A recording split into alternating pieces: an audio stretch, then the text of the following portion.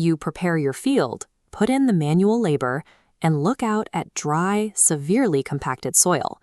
You know the land is tired, so you turn to what is widely considered the ultimate fix: vermicompost. The expectation is that adding rich organic matter will act like a sudden shock to the system, bringing the soil back to life almost overnight.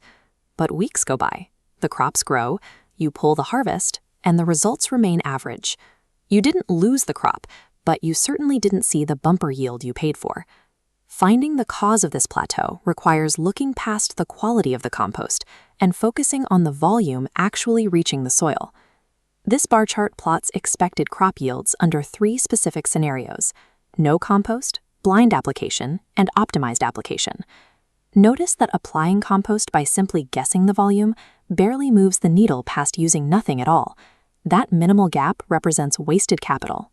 When application is too low, the active microbes in the compost lack the density to populate and restructure the soil. They starve before they can complete the work. Because vermicompost functions as a biological engine, it requires precise calibration to deliver a tangible return on the investment. To find that exact calibration, agronomy relies on a specific metric: the dose-response curve. This line chart plots the application rate in tons against your yield and profit. As you increase the application rate, the yield goes up sharply, but only up to a point. The highlighted zone between 2 and 5 tons per acre is the scientifically recommended range. This is where you extract the maximum return for every dollar spent on compost. If we trace the line past the 5-ton mark, it enters a dead zone. Even as the tonnage increases, the yield stops moving. Biologically, the soil has hit a saturation limit. The existing microbial life cannot process that much organic matter fast enough for the current crop cycle. This is where operations bleed cash. You are paying for extra material, transport, and heavy manual labor, with zero added revenue at harvest. Piles of high-quality compost end up rotting in the sun, instead of driving your profit margins. Crossing that 5-ton threshold stops the growth of your yield and starts the decline of your return on investment. Knowing the 2 to 5-ton range is the first step. The second is pinning down exactly where your specific farm falls inside that window.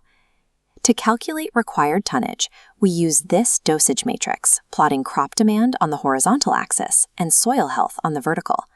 For low-demand staples like wheat or rice in fertile soil, your target is 2 to 3 tons per acre.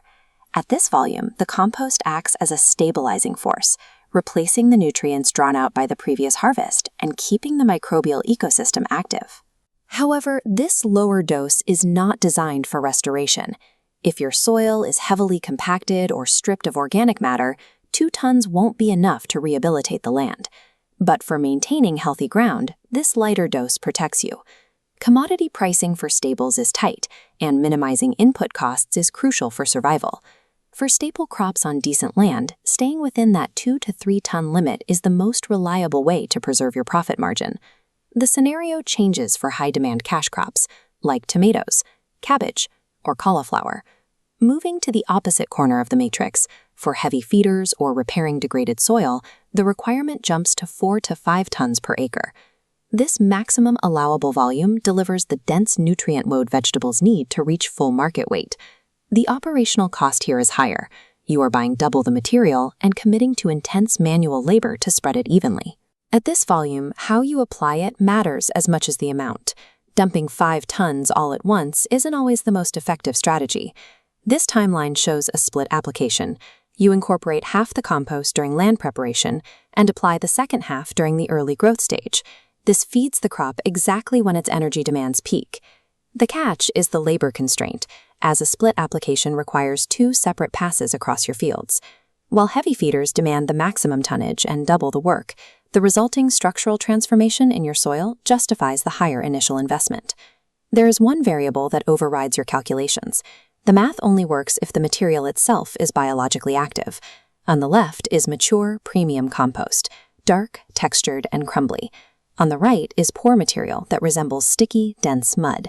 3 tons of premium, microbe-rich compost will easily break down and outperform 5 tons of cheap, poorly processed material. Before you accept a delivery, check it physically. Look for a deep, dark color, crumble easily in your hand, and carry a clean, earthy smell. If it smells foul or clumps together like paste, the decomposition is unfinished. The organic matter is locked up, and your crops won't be able to use it.